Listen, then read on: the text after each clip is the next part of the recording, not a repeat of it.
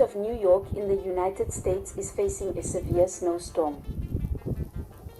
In some places, the snow cover reaches more than 1.5 meters. The governor of New York has declared a state of emergency in parts of the state. Snowfall can set a historical record, although the Buffalo area often receives heavy snow during the winter.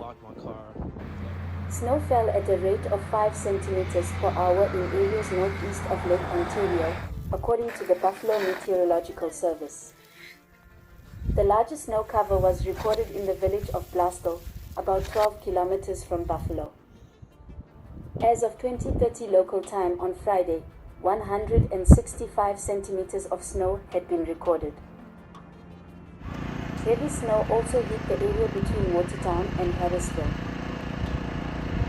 In the city of Buffalo, schools and train stations were closed, and several flights from the international airport were cancelled.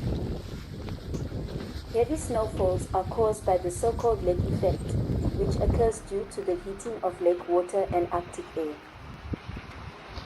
Their combination increases the content of water vapor in the air, which quickly freezes in the cold air and thus contributes to snowfall on the leeward shore of the lake.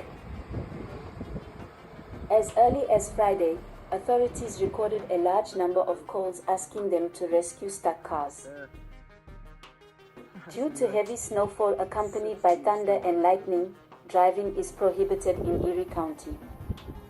The head of the district warned employers about the need to provide a day off for workers in the zone of rampant disaster.